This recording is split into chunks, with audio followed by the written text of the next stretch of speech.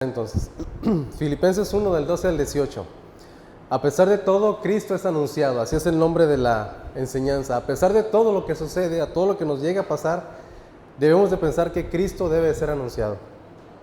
Y quiero empezar con un pequeño refrán que tal vez muchos conocemos. Dice el refrán: si la vida te da limones, ¿qué dice? Hazte una limonada. Muy bien. Es decir, si las cosas malas vienen a nuestra vida, ¿cómo debemos de reaccionar a las cosas malas? No podemos evitar que cosas malas o que cosas difíciles vengan a nuestra vida, pero sí la forma en la que vamos a reaccionar ante esas cosas. Perdón. Y vamos a recordar un poquito esto.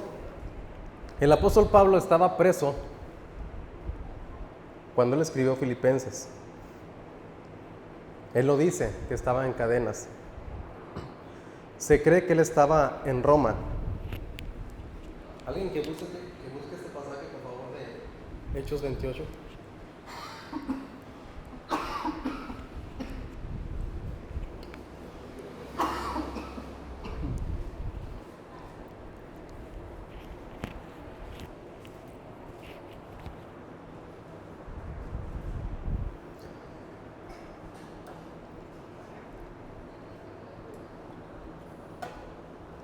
¿Qué dice este pasaje de Hechos 28 del 30 al 31?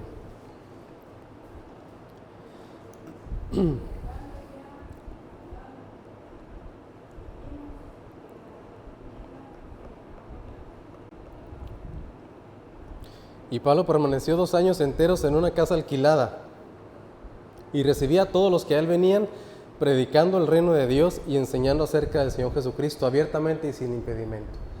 Eso era lo que estaba sucediendo ahí. El apóstol Pablo estaba siendo preso cuando él escribió Filipenses y se cree que cuando él escribió estaba en Roma, porque no dice él dónde estaba, entonces muchos creen que fue ahí. Yo creo que probablemente fue en ese tiempo cuando él estaba ahí. Y había muchas personas que escuchaban la predicación de Pablo porque dice en la Biblia que cuando lo apresaron, una persona, un soldado romano lo tenía custodiado. Y de acuerdo a las costumbres de la forma de los romanos, lo que ellos hacían era que cada 6 horas cambiaban de guardia. Entonces, por lo menos a 4 personas él podía estarle compartiendo todos los días, porque tenía 6 horas con ellos y seguramente le preguntaron: ¿y tú por qué estás aquí? ¿Cuáles son tus acusaciones? ¿Y qué fue lo que hiciste? Y el apóstol Pablo pues les decía: yo estoy aquí solamente por predicar. Y la gente empezó a hablar de que yo estaba haciendo unas cosas que no eran y tuve que apelar a César para llegar acá. Entonces, él estaba ahí y muchas personas estaban creyendo en Cristo Jesús. Lo vamos a ver un poquito más adelante ahorita en Filipenses.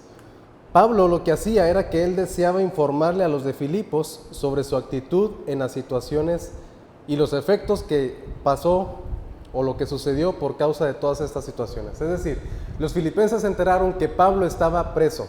Ellos sabían que él estaba preso. Y como ellos sabían que él estaba preso, le enviaron, como hemos dicho, una ofrenda, unas dádivas, y él le responde porque los filipenses estaban preocupados. ¿Qué ha pasado con Pablo? ¿Qué sucede con Pablo? ¿Cómo se encontrará? ¿Y cómo podemos pensar nosotros, no? ¿Cómo se encontrará tal persona que está siendo acusado falsamente y que esta persona está ahí en la cárcel? ¿Cómo estará? Y pensaríamos que muy seguramente la persona está triste, que muy seguramente la persona está angustiada, que está defraudada o que está frustrada por su vida. Pero aquí el apóstol Pablo, vamos a ver ahora sí el texto en Filipenses, cómo él inicia esta porción. Él, después de decirles que se acuerda de ellos, que ora por ellos, lo primero que quiere que los filipenses sepan, versículo 12, quiero que sepáis, hermanos, que las cosas que me han sucedido, es decir, las acusaciones, la cárcel y todo lo que le ha pasado, han redundado más bien para el progreso del evangelio, de tal manera que mis prisiones se han hecho patentes en Cristo en todo el pretorio y a todos los demás. Y la mayoría de los hermanos, cobrando ánimo en el Señor con mis prisiones, se atreven mucho más a hablar la palabra sin temor. Lo que quería Pablo era enseñarles y decirles: hermanos, si ustedes quieren que yo estoy triste, no es la situación.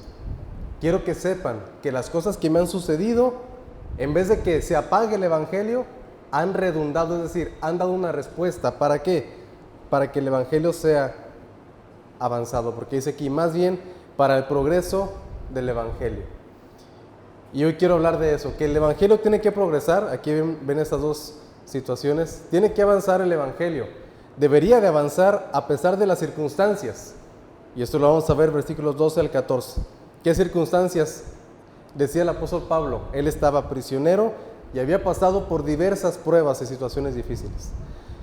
Y es necesario que el Evangelio progrese a pesar de los críticos. Y esto lo vamos a ver versículos 15 al 18. Predicadores con malas motivaciones y con malas intenciones. Y vamos a ver un poquito estas partes aquí. Pablo sufría por causa de Cristo. Aquí está un pasaje que vamos a buscar, segunda a Timoteo 2, del 8 al 10. Segunda Timoteo 2, del 8 al 10. ¿Qué dice el apóstol Pablo? Resucitado de los muertos, conforme a mi evangelio.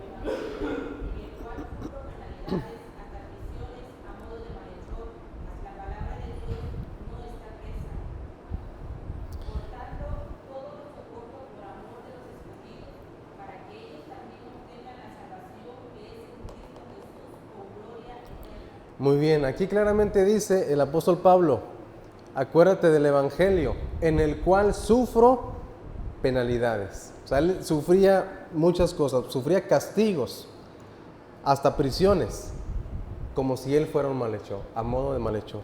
Pero él dice algo muy claramente, dice, mas la palabra del Señor no está presa. Es decir, él estaba preso, pero en lugar de que la situación se apagara y que la situación se fuera por un lado y que ya nadie siguiera adelante, Pablo sabía y decía, yo sufro, pero la palabra de Dios no está presa. Yo sufro, pero la palabra de Dios avanza. Dios usó las pruebas para que hubiera progreso en el Evangelio. Muchos conocen este pasaje, Romanos 8:28, muy conocido. Dice, y sabemos que a los que aman a Dios, todas las cosas les ayudan a bien. Esto es conforme a los que conforme a su propósito son llamados.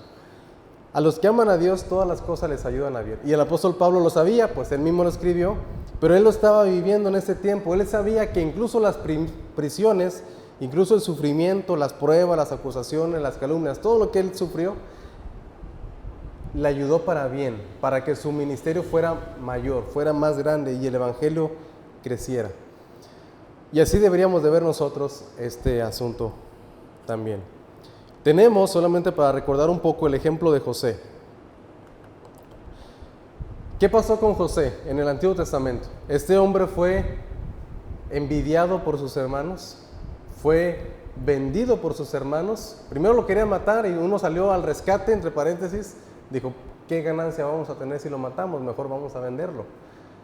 Y entonces lo vendieron y después él fue acusado falsamente y estuvo en la cárcel, fue traicionado también y le ayudó a una persona, le dijo, pero acuérdate de mí cuando tú estés afuera. Sí, yo me acuerdo de ti, y se le olvidó a la persona, de manera que José estuvo sufriendo y era un sufrimiento tras sufrimiento tras sufrimiento, engaño y desesperación y todo eso, para que al final este hombre fuera puesto en una posición debido a su integridad y debido a que, si ustedes ven la Biblia, ahí claramente dice, pero Dios estaba con José. Esa era la clave de José, Dios estaba con él. Pero por todo esto, él fue puesto como un segundo gobernante, debajo solamente del faraón. Y si vemos estos dos versículos que están aquí, Génesis 45, solamente vamos a leerlo, y el mismo versículo se explica solo. Él habla con sus hermanos y dice, así pues, no me enviasteis acá vosotros, sino Dios, que me ha puesto por padre de Faraón, y por señor de toda su casa, y por gobernador de toda la tierra de Egipto. ¿Quién es el que estaba detrás de todo esto? No fueron sus hermanos, fue Dios.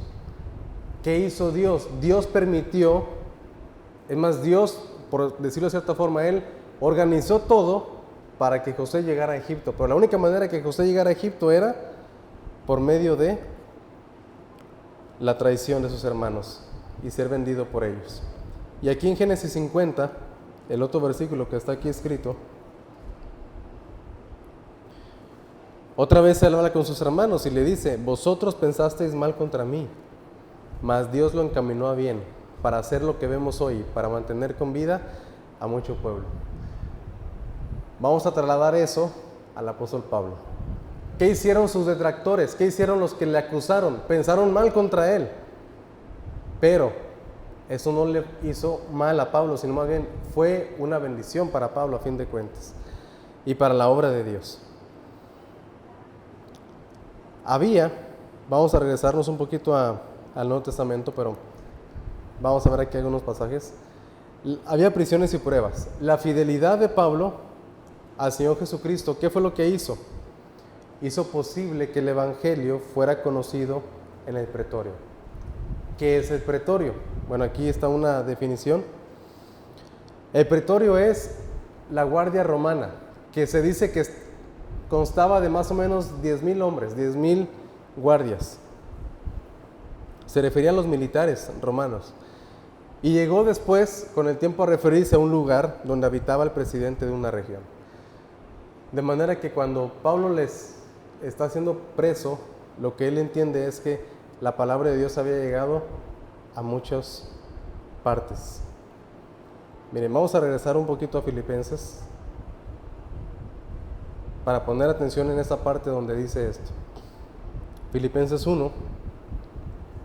Quiero que sepan, hermanos, que las cosas que me han sucedido han redundado más bien para el progreso del Evangelio. Versículo 13. De tal manera que mis prisiones se han hecho patentes en Cristo, en todo el pretorio y a todos los demás. Y la mayoría de los hermanos, cobrando ánimo en el Señor, con mis prisiones, se atreven mucho más a hablar la palabra sin temor. Es decir, cuando él estuvo preso, lo que sucedió fue que muchas personas creían en el pretorio y aparte muchos otros se levantaban para predicar. Y aquí hay unos pasajes, vamos a hacer mención de los dos primeros y el otro sí lo buscamos. 1 Timoteo 2 dice que Dios nos pide que oremos por todas las personas y dice que oremos también por los que están en eminencia, por los reyes, por los príncipes, gobernantes, todos ellos. Dios quiere que ellos sean salvos. Y la forma en la que Él trabajó para que en ese momento ellos escucharan el Evangelio, las personas más importantes, solamente fue por medio de la prisión del apóstol Pablo. 2 Timoteo 2:9, lo leímos hace un momento, dice que él sufre penalidades a modo de malhechor, pero la palabra de Dios no estaba presa. Filipenses 4:22, en el mismo libro, ¿qué decía el apóstol Pablo de esto? Él le manda saludos, dice, todos los santos os saludan, y especialmente los de la casa de ¿quién? ¿Quién era César? El emperador romano. De una manera, los de la casa del emperador, probablemente su familia o probablemente los que trabajaban en la casa del emperador, sus sirvientes, sus mayordomos, todos ellos, pero de alguna manera ellos creyeron en el Evangelio. ¿Cómo fue que creyeron en el Evangelio? Porque escucharon de parte de Pablo el Evangelio. Tal vez él le predicó a uno de los guardias y luego los guardias llevaron el mensaje a ellos y llegaron a creer. Pero a lo que vamos es, ¿cómo fue que Dios hizo que llegara el Evangelio hasta allá? Tuvo que haber sufrimiento. No fue todo color de rosa, tuvo que haber un tipo de sufrimiento. En este caso fueron las pruebas de Pablo. Lo que para la mayoría de las personas pareciera un completo desastre, fue una oportunidad para Pablo y para el progreso del Evangelio. Es decir, como vemos aquí en la siguiente diapositiva, vamos a pensar, ¿qué aprendemos de estos tres versículos, 12, 13 y 14? El enfoque de Pablo no era el mismo. Él no se enfocó en sí mismo, en sus propios problemas, sino el enfoque de él era el avance del reino de Dios. Él no se hacía la víctima, no se hacía aquella persona que, pobrecito de mí, ¿qué me está pasando, verdad? Ni cayó en autocompasión, sino que él estaba bien centrado en Dios. El punto es que nosotros cuando tenemos algún tipo de sufrimiento, cualquiera que sea, no pensamos en Dios, no pensamos en cómo esto de alguna manera puede beneficiar la obra de Dios, no. Nos hacemos todo lo que nos hizo el apóstol Pablo, nos hacemos las víctimas, caemos en autocompasión y nos centramos en nosotros. Y decimos, ¿por qué a mí? Y cuánto más si es alguien que se está acercando a las cosas de Dios, ¿no? O alguien que está sirviendo en las cosas de Dios. ¿Por qué a mí, Señor, si yo me acerco a ti? ¿Por qué a mí, Señor, si yo te sirvo? ¿Por qué a mí, Señor, si yo te amo? ¿Por qué a mí, si yo he dado esto por ti? ¿Por qué me pasa esto? Y el apóstol Pablo no pensaba así, él no se hacía la víctima ni tampoco tenía autocompasión. Él sabía y decía, estoy así. ¿Cómo puede esta situación difícil ayudar a la obra de Dios? Y él lo que hacía era compartir, lo que él sabía hacer era compartir. El encarcelamiento de Pablo fue resultado de ¿qué? De su compromiso. O sea, él estuvo encarcelado porque él se comprometió con Cristo. Y ese encarcelamiento, dice ahí, fue el medio para que él cumpliera con la misión. La cárcel no fue un impedimento, sino un medio para llevar a cabo la misión de Pablo de compartir a los romanos. Dice la palabra de Dios, el apóstol Pablo lo dijo, pues él sabía lo que se enfrentaba. Él decía, todo aquel que quiera vivir piadosamente en Cristo Jesús padecerá persecución. Pero ahorita muchos dicen, acércate a Cristo y todo se te va a quitar, todos los problemas. Ya no vas a tener problemas en tu casa, ni en tu salud, ni en tu trabajo. Eso es una mentira.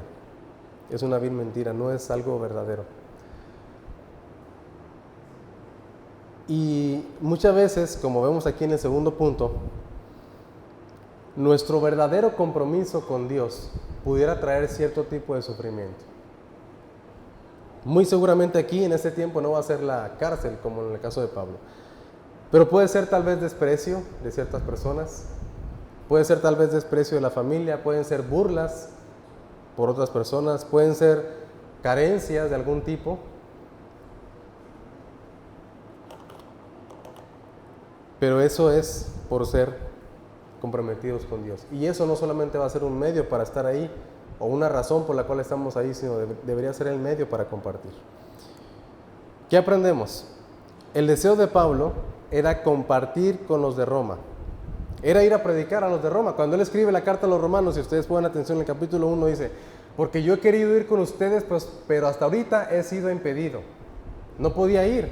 Quería ir, pero no podía. Y su deseo era llegar a Roma, es más, era llegar hasta España, pero dice, cuando vaya a España voy a pasar por Roma y para estar con ustedes un tiempo. Su deseo era ir a predicar, a compartir en Roma. Pero él no sabía que la única manera en la que iba a llegar era como prisionero.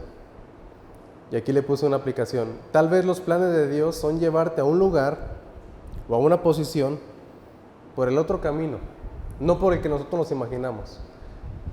Y podemos pensar, no, yo sé que Dios quiere esto para mi vida. Muy bien, eso es lo que Dios quiere. Pero tal vez no es el camino que tú crees.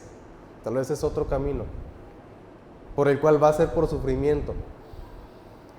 Y aquí el apóstol Pablo pues llegó como preso. La ventaja es que no pagó ni un solo denario. No pagó nada, porque fue gratis, ¿no? Diferente si él hubiera ido como misionero, pues tuviera que haber pagado todos sus viáticos. No pagó nada, fue gratis, pero fue por otro camino que él no se imaginaba. Las circunstancias humanas están en las manos de Dios y Él las usa para el avance del Evangelio. Aquí hay dos ejemplos. Bueno, uno. Las circunstancias humanas están en las manos de Dios. ¿Cuáles? ¿Cuáles circunstancias humanas? Que Pablo estuviera encarcelado. Que José fuera vendido por sus hermanos y fuera traicionado por ellos. Que fuera acusado falsamente,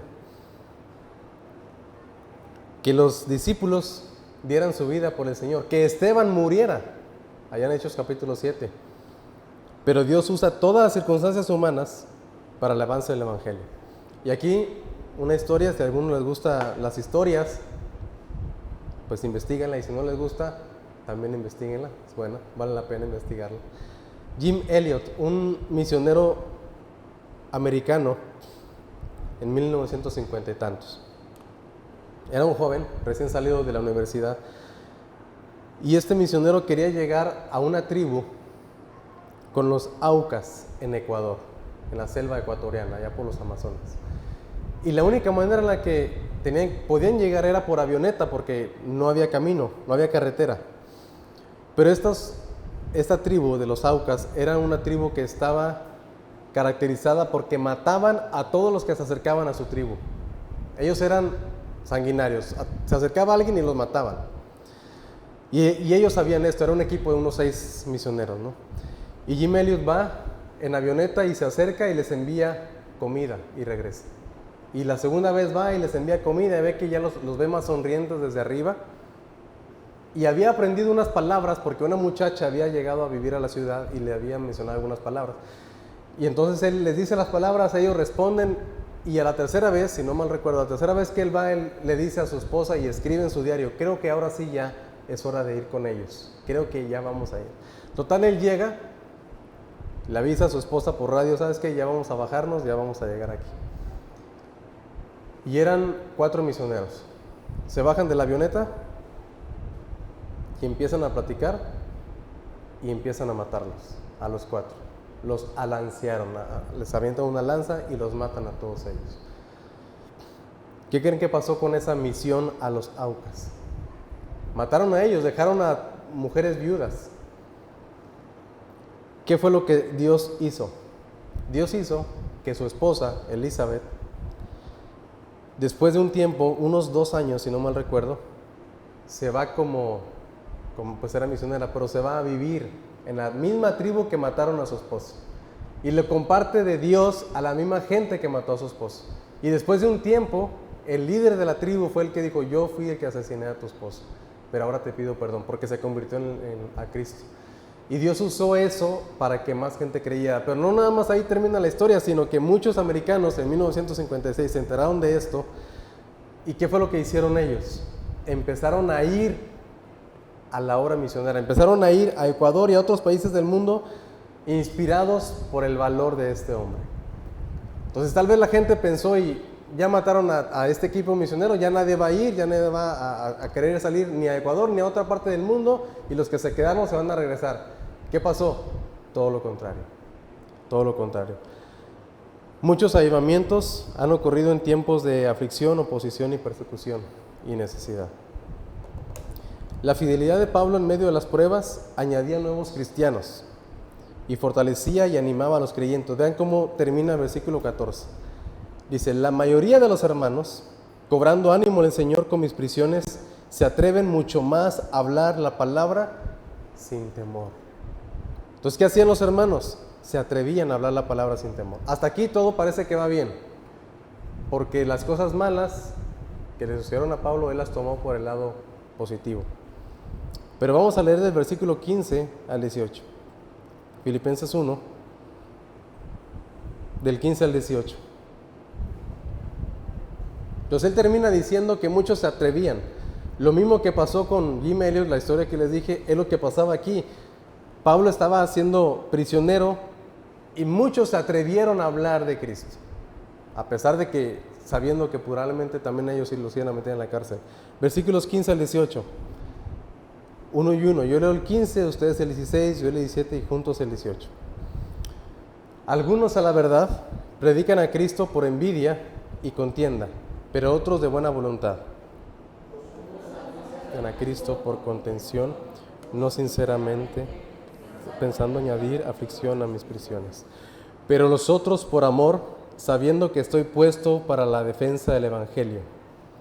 ¿Qué pues? Que no obstante, de todas maneras, o por pretexto o por verdad, Cristo es anunciado, y en esto me gozo y me gozaré aún. Vean, aquí Pablo termina el versículo 14 diciendo, muchos se atreven a predicar de Cristo. Pero aquí el versículo 15, él sabe lo que está sucediendo.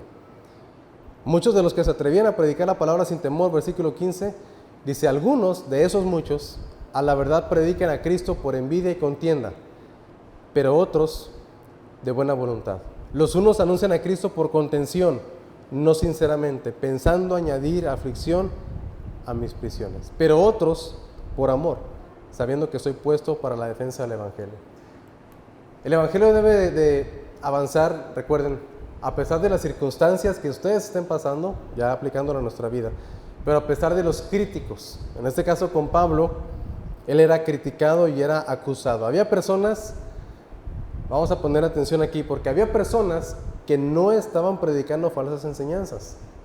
Ellos predicaban el Evangelio verdadero. No predicaban un falso evangelio, como según a los Corintios 11, Pablo ataca a algunos hombres diciendo que eran obreros fraudulentos y falsos apóstoles. En Gálatas 1 también había unos que estaban distorsionando el evangelio. Pero en Filipos y en Roma, o más bien en todo el cristianismo en ese tiempo, cuando Pablo estaba compartiendo, no eran falsos apóstoles. Muy seguramente era más en el Imperio Romano, en Roma específicamente. No eran falsos apóstoles, como los que vemos aquí. Eran personas que predicaban la verdad, predicaban a Cristo, pero ¿cuál era su problema? Su problema no era el mensaje, su problema no era que eran falsos. ¿Cuál era su problema? Aquí lo vemos en los versículos 15 y 16. El problema eran sus motivaciones. Aquí le puse, pero sus motivaciones no eran las adecuadas. Vamos a recordar 1 Corintios 3 del 10 a 15. ¿Qué dice también el apóstol? Dice que podemos edificar y sobreedificar. Bueno, más bien sobreedificar. Dice él, conforme a la gracia de Dios que me ha sido dada, yo como perito arquitecto puse el fundamento y otro edifica encima. Pero cada uno ponga atención en cómo sobreedifica. Aquí dice mire, pero se refiere a poner atención. Nadie puede poner otro fundamento que el que está puesto, el cual es Jesucristo. Y aquí versículos 12. Y si sobre ese fundamento alguno edificare oro, plata, piedras preciosas, madera, heno, hojarasca. Hay dos tipos de materiales. Versículo 13. La obra de cada uno será manifiesta porque el día la declarará, pues por el fuego será revelada. Y la obra de cada uno cual sea, no importa quién sea, la obra de cada uno, el fuego la probará. Si permanece la obra, recibirá recompensa, y si no, pues va a ser quemada, ¿verdad?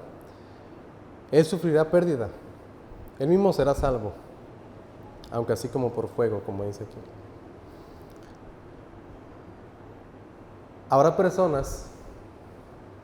Hubo personas aquí en Filipos, y no sé si hay aquí, que pueden sobreedificar y que pueden hacer muchas cosas, pero son como esas cosas que dice aquí el apóstol Pablo, como madera, heno, hojarasca, que son muchas cosas, muchas obras, muchos ministerios, muchas cosas que podemos hacer, pero si la motivación es incorrecta, van a ser pasadas por el fuego. Dice aquí, el día la declarará. ¿Y qué va a pasar con esas obras? No van a permanecer.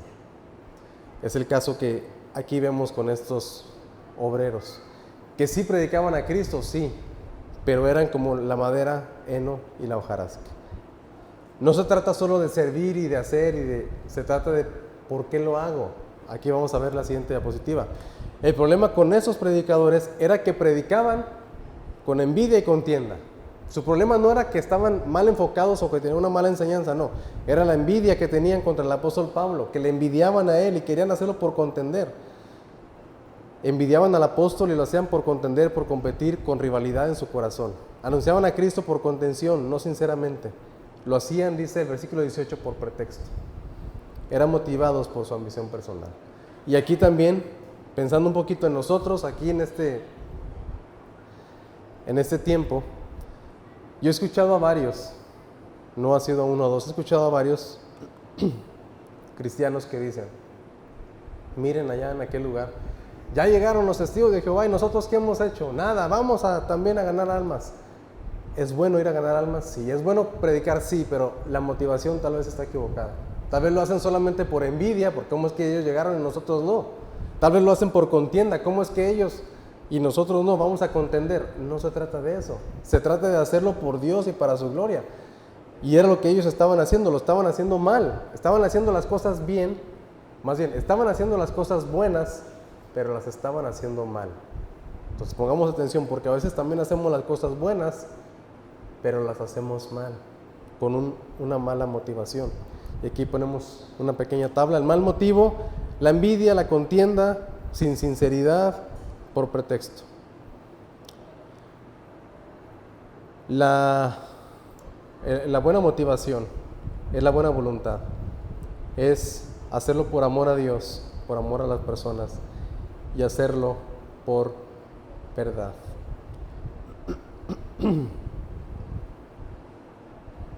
Dice aquí el versículo 16 que lo hacían no sinceramente.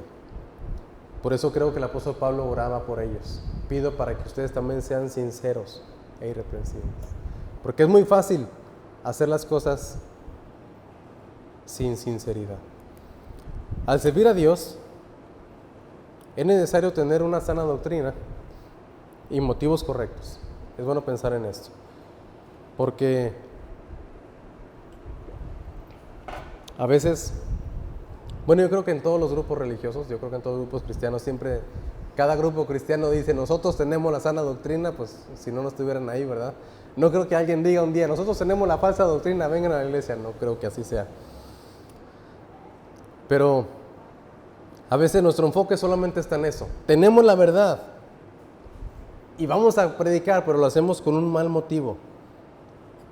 Y aquí, pensando en el versículo 18, dice el versículo 18, ¿qué pues? Que no obstante, de todas maneras, o por pretexto o por verdad, Cristo es anunciado y en esto me gozo y me gozaré aún. Pablo muestra su gozo a pesar de estos predicadores. ¿Cuál es su gozo? Cristo es anunciado y en esto me gozo y me gozaré aún. Es decir, para nosotros, no debemos de preocuparnos por las motivaciones de otros. Preocupémonos por nuestras motivaciones. ¿Estamos haciéndolo bien o no? ¿Qué importa? Decía el apóstol Pablo. En la Nueva Versión Internacional dice, ¿qué importa que prediquen por contienda, por pretexto, por envidia? ¿Qué importa? Al fin y al cabo, y sea, con motivos falsos o con sinceridad, se predica a Cristo y por esto me alegro y me seguiré alegrándome. ¿Qué aprendemos en estos versículos? El gozo de Pablo, aquí al final dice, en esto me gozo, en que Cristo está siendo predicado. El gozo de Pablo está en ¿qué? En que en el avance del reino. Ya lo vimos en los versículos 5 y 6. Pero ahora, esto mismo, quiero que lo pensemos del otro lado, porque a veces pensamos las cosas solamente de un lado y no vemos el otro lado del asunto. Y aquí lo puse por escrito para no divagar mucho en mi idea. Si lo vemos desde otro punto de vista, si el Evangelio no avanza, si el Evangelio no avanza, es motivo de tristeza, de lamento y de pesar para los que sirven a Dios. Se supone que todos debemos servir a Dios, ¿no?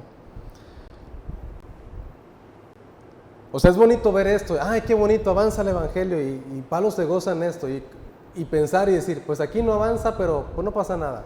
No, deberíamos de también manifestar lo contrario, porque no está avanzando, entonces lo contrario de felicidad es tristeza, lo contrario del gozo es lamento.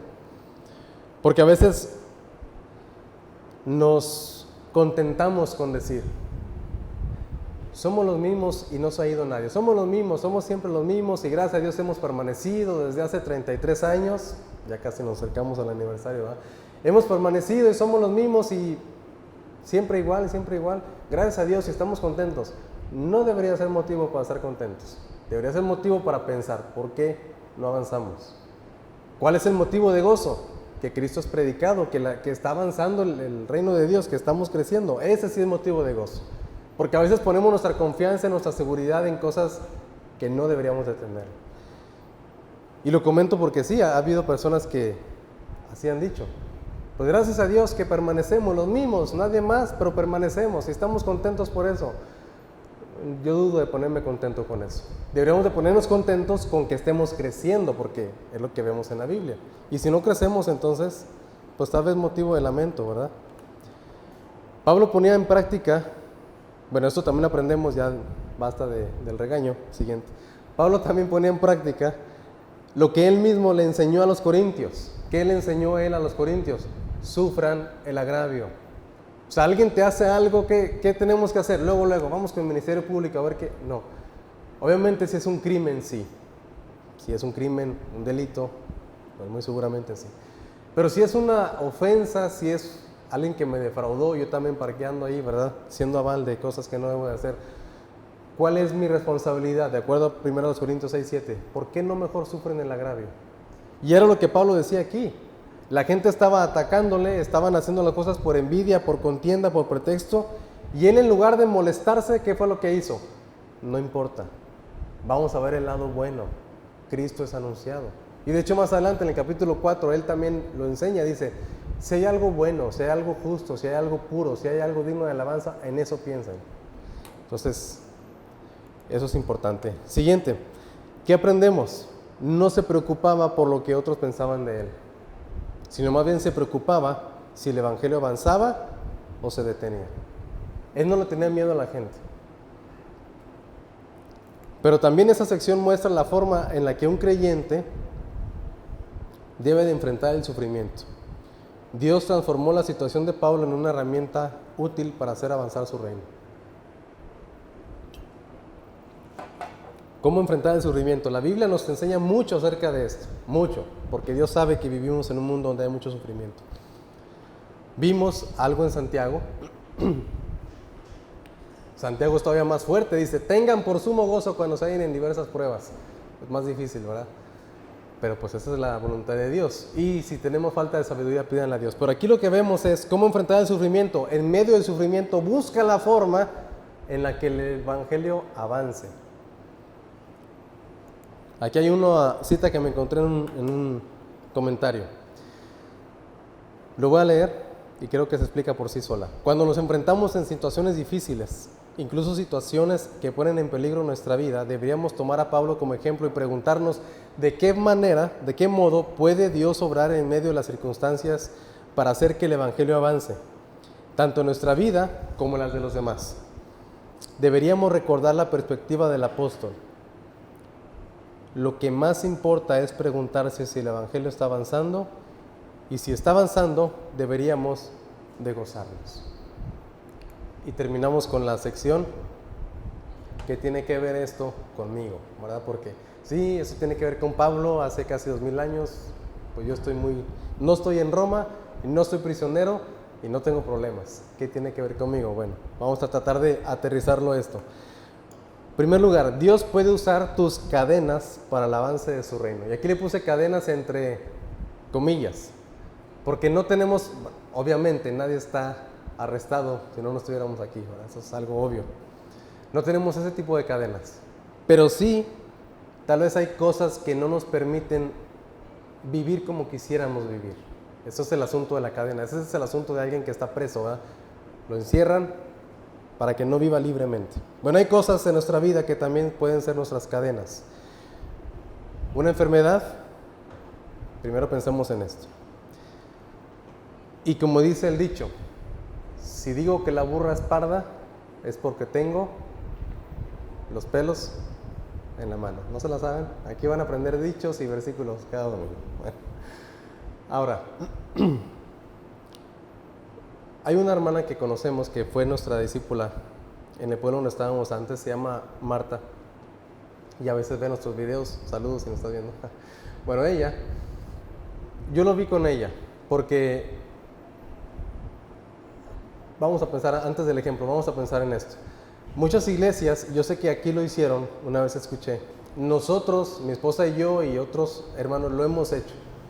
El ministerio de ir a los hospitales, llevar café, llevar pan, y no nada más las iglesias lo hacen personas de otras organizaciones, llevan café, pan o tamales o tacos, lo que sea, llevan cosas al hospital y se lo dan a las personas.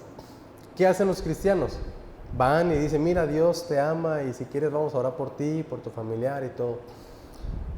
Pero esto, ¿cómo lo siente el mensaje? No el ayuda, sino el mensaje. ¿Cómo lo siente la gente que está ahí? La ayuda la reciben bien, pero el mensaje, ¿cómo lo sienten? Tú dices que Dios me ama, pero tú no estás en mi posición. O sea, tú no estás internado, tú no tienes a tu familiar aquí que se está muriendo, tú no tienes este problema que yo tengo. Tú dices que Dios me ama y que Dios me puede salvar. O sea, hay cierta barrera, porque nosotros estamos libres y ellos están ahí.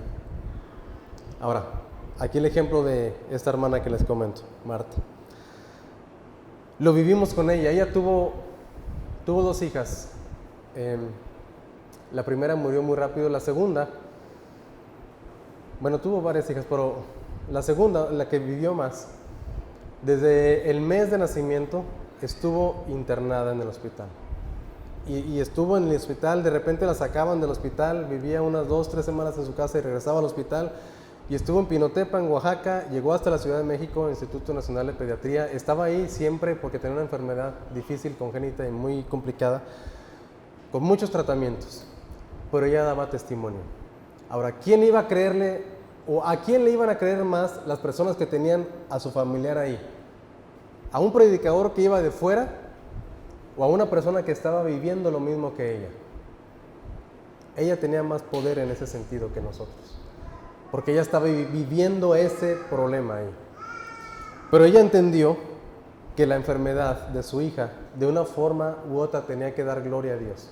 Y ella pudo predicarla a enfermos que estaban ahí con su hija internada, a los niños, a los papás de los niños, a los familiares que estaban ahí, a las enfermeras, a los doctores, a especialistas, pues que casi nadie, ¿quién se va a codear con especialistas ahora sí que muy especializados? Pues los que están ahí. Yo no, yo voy a la casa de un especialista, ni me van a abrir, ¿no? Me van a abrir su sirviente, me va a decir, pues aquí no está, aquí no, saca cita allá en su consultorio y paga 3,500. No, mejor no le predico. Entonces, ¿quién va a ser los que están sufriendo? Susana Wesley fue una mujer que tuvo 19 hijos, solamente vivieron 10, pero ella pensaba en algunas ocasiones, mi vida solamente es dedicarme a estos niños. Pero esos crecieron dos que fueron muy buenos predicadores, Carlos Wesley y John Wesley. Y hay otro, John Bunyan, que él escribió un libro, se llama El progreso del peregrino. Lo arrestaron por ser cristiano y por predicar. ¿Y qué fue lo que hizo? Escribió. Y el libro se llama El progreso del peregrino, es muy famoso. Ya hay 2 películas de eso. Si no quieren leer el libro, por lo menos vean la película. El progreso del peregrino, muy bonita película. Sobre todo la segunda, que es más moderna. Y ese libro, o fue el libro más leído después de la Biblia, hasta hace unos pocos años atrás. Entonces él no podía predicar, pero pudo escribir. Segundo, nuestra fidelidad a Dios en medio de las circunstancias es una prueba de que valoramos a Dios. Cuando dejamos de pensar en Dios y pensamos en nosotros solamente, pues no tiene mucho efecto, ¿no? Tu determinación a dar tu vida a Dios y amarlo por sobre todas las cosas puede ser de ánimo para otros. Eso es importante. Cuando otros ven que por cualquier cosita nos desanimamos, ¿qué creen qué le transmitimos a esa persona?